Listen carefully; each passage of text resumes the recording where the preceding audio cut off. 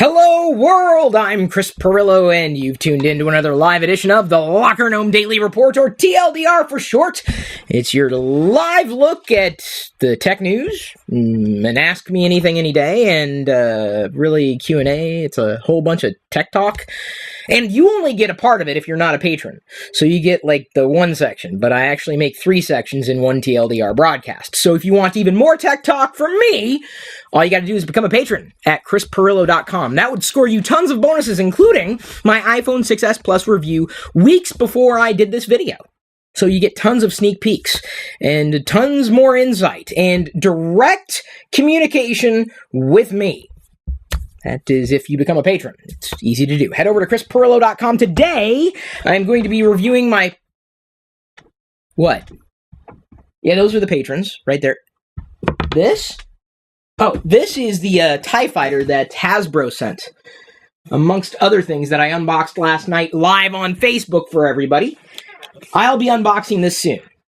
Can I get on with my iPhone 6s Plus review? What? Oh, yeah, I forgot about this. I'm going to be unboxing the PS4 Limited Edition Darth Vader Star Wars Battlefront Special game console later today, live in the YouTube channel, youtube.com/Chris Pirillo. This is the Battlefront game console edition with tons of other Star Wars games that I never played the first time around. I've been playing Battlefront on the Xbox, but this is a part of a campaign. You can win one. Head over to chrispirillo.com for more information, or if you want, go.tagjag.com/free points. Check out those links in this video description. They're giving one away. Go.tagjag.com/free points. So don't be jealous, even when you watch the unboxing of that later. And then, of course, gameplay on it. So anybody who wants to know Xbox versus PS1, I say both. That probably upsets a few people. Not my problem. Should I move it? Yeah, I should move it. Okay, I'll get to this a little later.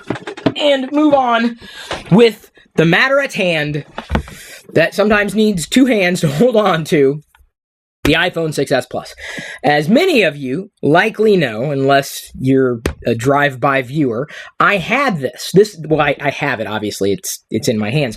This was originally mine. I wanted to move from the iPhone 6 to the 6s Plus, because I figured, okay, the first generation of the phablet from Apple has been out. It's been released. They've likely worked through a lot of the bugs, a lot of the kinks. I'm going to give it a shot, if only because I was interested in 3 primary benefits of the iPhone 6s Plus, the phablet, compared to the iPhone 6 or 6s. So the 6 or the 6s is smaller. By the way, this is the iPhone 6s, which I reviewed yesterday in a separate video if you want to watch my review. Unless you don't like the way I review things, I can't help it. I love talking. That's why I'm cut out for a lot of this live video thing. So I went with this. This was mine. It's no longer mine. It's now my wife's, for a lot of different reasons. I'll get to that here in a bit. So I figured I wanted to upgrade for optical image stabilization on the iSight camera. That's the camera that's facing out. So not just with video, but with stills as well. I figured I'd get better shots, clearer shots, sharper shots. Then I figured I'd want to move up to get a bigger screen, because the 6s Plus is definitely a bigger screen. It is a phablet, or a phone/tablet. Of course, compared to the iPad Pro, it's not much of a phablet. Like, it's tiny compared to the iPad Pro. Everything's tiny, including me, compared to the iPad Pro. So that was the second reason I thought I wanted to upgrade. The third reason was better battery life. You've got a bigger phone, so of course it can accommodate a larger battery, which gives you longer life. Not real life. I mean, it's not going to lengthen your life, your personal life at all, necessarily. But, if you're looking for a longer battery life, you may want to go with a bigger phone, bigger battery, longer life, theoretically. So I used it for a few days, and those days stretched into a week or so. And I realized that iOS 9.0, as it was released with the iPhone 6s Plus, was not really great. It wasn't great on the iPhone 6, and it certainly wasn't great on the iPhone 6s Plus. A lot of frame drops, random jitters, and some people chalked it up to, Apple's going to clean it up in iOS 9.1. Oh, okay, well then I'll wait. iOS 9.1 came out, and it didn't get any better. Still a lot of dropped frames and animations, specifically in invoking the 3D touch menu. That is when you press or peek into an icon that is 3D touch enabled and then pop it, and then it pops out. A lot of dropped frames. And this was not just perceived by me, but many others. Unfortunately, a lot of the tech reviewers that you've come to trust didn't bring this up. That's bad. That's really bad, because if they're only paying attention to the hardware, they're only telling half the story. And what's the point? If this doesn't have software, what's the point? Oh, look, I can buy this piece of metal and glass, and it's awesome, and it looks great. But the software... If the software is not optimized, what's the point of good hardware? I keep saying this over and over again. I'm not going to change my tune. I'm also not going to sing for you, just in case you got worried this is going to become like one of those show tune things. It's not. It's not one of those singing reviews. Do they even do those? That'd be kind of cool. So anyway, I was using it, and I got frustrated with the performance issues. Then, I didn't really feel on a consistent basis that it felt comfortable when I wanted to use it most. Now, I have been, I guess, accustomed to smaller types of phones and being able to operate them by and large with one hand, and you can't effectively do that easily with the iPhone 6s Plus. You can't. You cannot. Wrap your mind around using it with two hands always. I mean, you can use it with one hand. I had, but it's not really built for that. So, it's not that I didn't like the iPhone 6s Plus because it was too big. Because, quite honestly, I really liked the high resolution. I really did. I did appreciate somewhat longer battery life, though I can't say that I felt the impact immediately because I was using it all the time, so of course I was draining the battery quicker. And the optical image stabilization, as much as Apple kind of, well, I guess they don't really tout it as like this amazing thing, because it really isn't amazing. I mean, it's incrementally nice. No doubt about it. It's better than not having it at all. Optical image stabilization, the ability to stabilize in hardware imagery so that videos might be smoother and photos might be a little sharper with the details. But I couldn't say that I felt that it was far and away better than the classic iPhone 6, or at least the size of the iPhone 6 or 6S. It wasn't a win for me, despite, but larger resolution, bigger is better. No.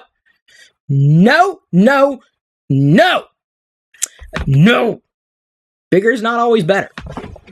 But that's what everybody says. Everybody but Chris Pirillo. Just gonna put that out there. Specs have nothing to do with it. Nothing at all. When you're talking about specs, you're not talking about the general experience of how does it feel when you're using it on a regular basis without even thinking about it. So, I couldn't take it anymore. As many of you saw in the vlog, we upload a daily vlog as well as tech videos in the classic YouTube channel, youtube.com/Chris Pirillo. I went and got the iPhone 6s. Now, this was a day after my wife, Diana, who is also a part of our vlogs. Oh, that's a good cup of coffee. You've seen her, and our daughter Jedi, naturally. She was telling me, I think I want to start video editing on the phone. I'm like, okay, well, if you're going to video edit, you got to have a big screen. The bigger the screen, the better you are. And so it would work out well for her. This is her phone.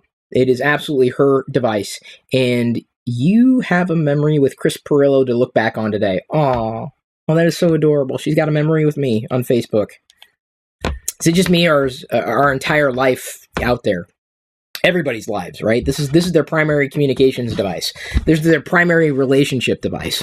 It really is. I mean, just think about it. Think about how many times you probably cuddle your smartphone more than you do your significant other. It's true. I'm not passing judgment. I'm not. We're all in the same bed. Not really, because that would mean it would be a big bed. So she also uses this constantly. This is her primary computing device. And so she needs something that has a longer battery life. She's always tethered to a battery.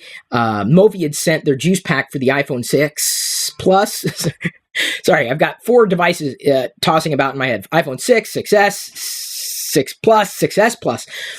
They sent an older one, the white one. So if you see that show up in the blog, she's using the Mophie sled to keep her charged throughout the day. And trust me, she uses it frequently enough. So Diana made a good use case for an iPhone 6s Plus. It really, and she'd even considered it before.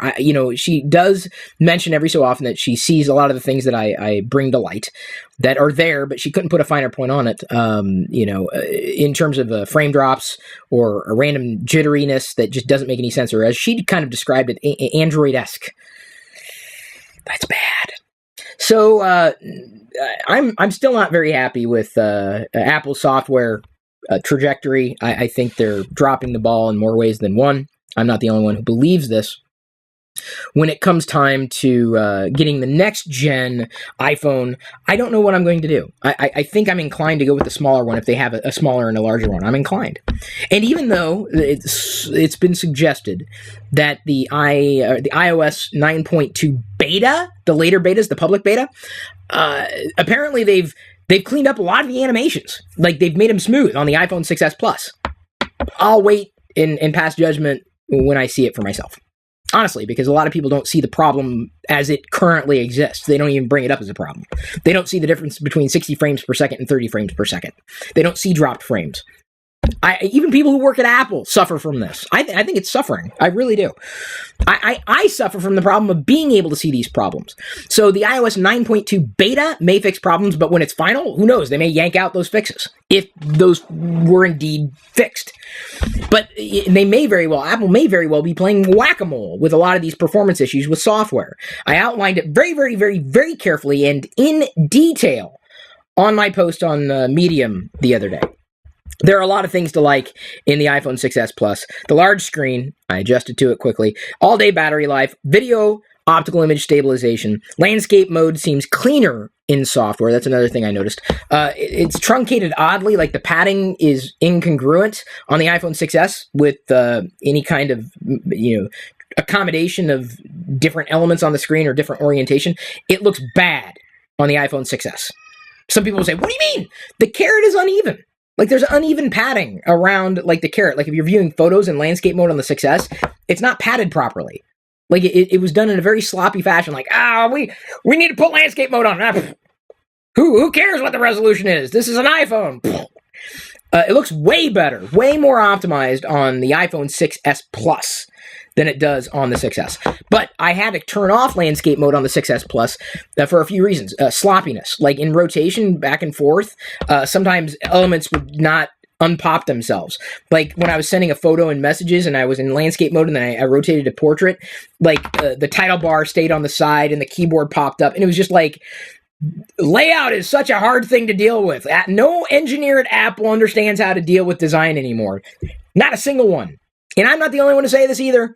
Read the article on Fast Company created by the people who developed the design guidelines for Apple, or certainly a part of that, and are suggesting that Apple's like veering completely off course with their ethos. So I had problems with rotation. I also had elements on my home screen that when I would rotate, which is nice, you can do that in landscape mode with the home screen and the icons, the transparency would do some weird thing. Like it was an artifact, and it was like sloppy. It looked disgusting, and I didn't like it. So I turned off landscape mode, which is frustrating because you have to turn it on when you want to watch videos in landscape mode. So I had a lot of frustrations with the iPhone 6s Plus, a lot. But the landscape mode did look cleaner when you were holding it still. It looked cleaner than the 6S. You could still use 6 Plus accessories. That was nice. We're doing that with the movie. It's still usable in certain single-handed browsing operations. So if I'm just looking and browsing like this, like flip, I can use it single-handedly like that. That's not a problem. But try to do anything more than that, that's not going to happen.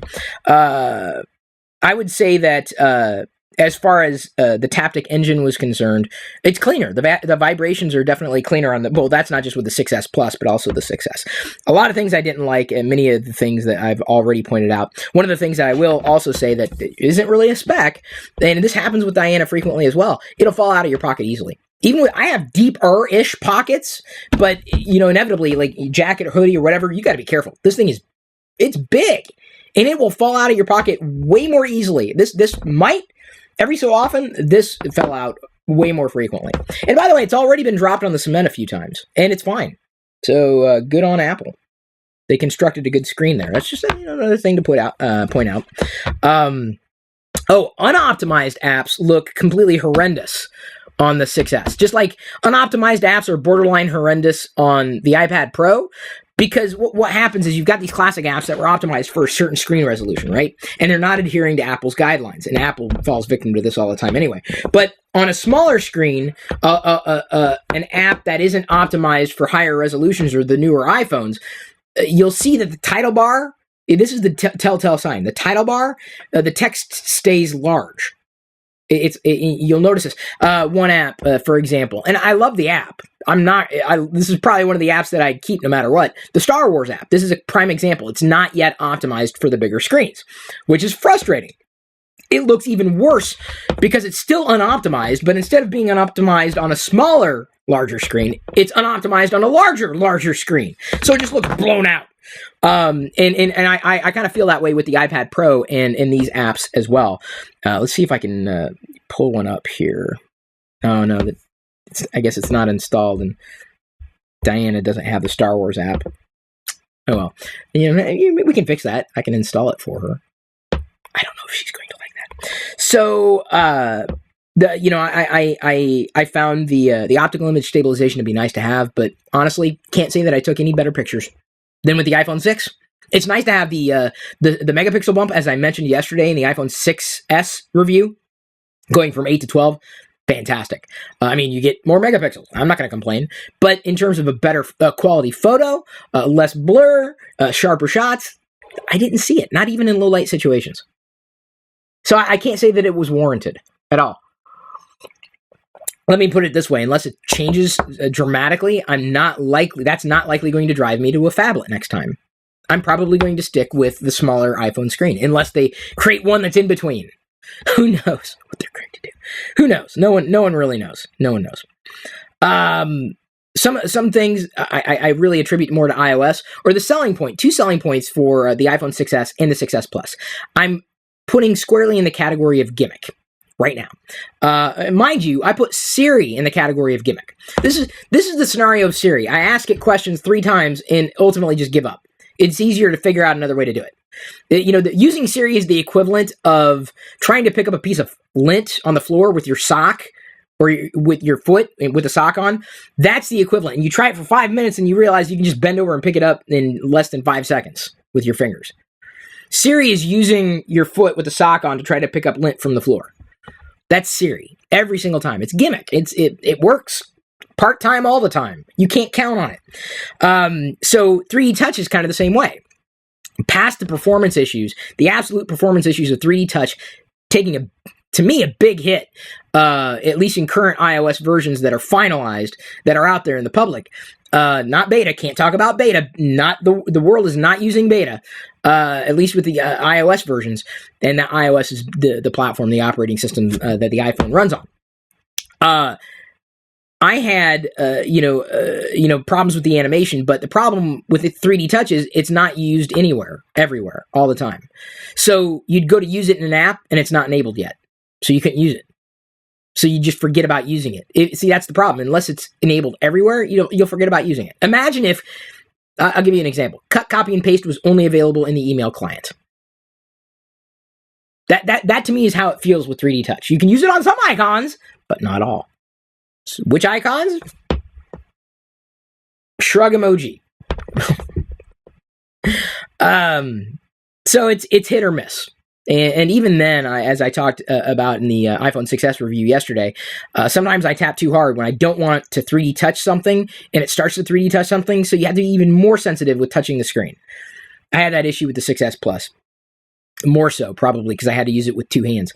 Always, in terms of that functionality. Live photos is kind of in the same category as well. Gimmicky. Neat. Useful-ish. But it could stand a lot of improvement. Then again, that's Apple software in general. It's I think that their heart's in the right place, bless their hearts, but they are screwing the pooch left and right. So that's my take on the iPhone 6S Plus. My review is I don't want to use it right now. That's my review. I don't give out stars, points. I base this on hours upon hours upon hours, if not days and weeks of using it. This is not me hating on Apple. I'm happy enough with the iPhone 6S. I am using this. happy enough. I'm not saying I'm thrilled, because I'm not. I think iOS is its Achilles heel. I think Apple's software has a long way to go. And that's really sad. You've got a world-class piece of hardware running second-class software. I don't know what you want me to say. And it's even worse on the iPhone 6s Plus. Even worse. Bad, even worse.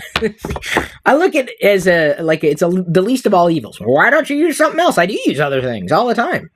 But as I said, this is the least of all evils for me. That's a bad position to be in. You do not want to be listed as the least of all evils, because that was well within the category of how I felt with Windows. Well, it's the least of all evils, or it was at that time. It's the least of all evils. That's how I'm starting to feel with iOS.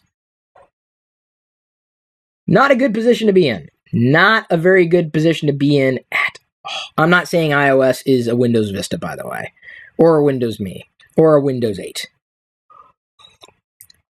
At least not yet. So that's what my review boils down to. Not using it, not inclined to recommend it outright, still using it, iffy on the recommendation. You could watch the iPhone 6s review separately. That video's already been uploaded and was, of course, shot live for my patrons. You can become a patron at chrispirillo.com. So you would have had all this insight weeks ago. Weeks, if not months. I can't even remember when I posted this review, but now I'm talking about it. I'm talking through the experience. The general experience I had. It's really sad. I think it's just kind of sad. I mean, this has so much promise and potential. It does. Even if you like phablets, and maybe you do, it's not for me. I can't recommend it outright, if only because of the lack of software optimization. Shrug emoji. I got no horse in this race. I love you. I care about you. I don't care what you choose to use. I don't. I don't care. I can't even come close to caring about what you choose to use. I care about you, though. I genuinely do. As a matter of fact, today, speaking of caring, one of the questions for the AMA is specifically from one of our patrons, and you might appreciate this, and this may actually convert you into becoming a patron. Hardip Tawana. He's a big follower. He wrote this through our system and have only recently become a patron. Thank you. All the way from the UK. Desperate need for advice. I need to make a choice between getting the iPad Pro or a new MacBook. He lists out his Apple products, talking about the situation with his MacBook, and really talking through his situation, really fleshing it out for me. Great question. So I'm going to be talking through this situation. Should you get the iPad Pro or a MacBook? I'm going to be covering that now that I've wrapped up this review. If you're a patron, keep watching this video. If you're not a patron, it's kind of over for you. We'll also be covering the tech news. If you want access to all of TLDR, even more tech talk, even more banter and AMA and all the fun, wacky Chris Pirillo things, you can become a patron. And by now, I assume you know how to do that. I should not make assumptions.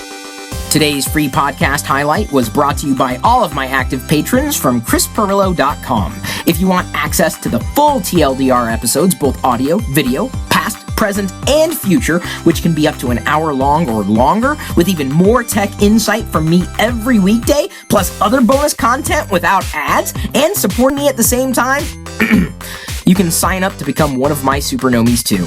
This is just a brief taste of what I'm producing for you daily. Again, get more through chrispirillo.com.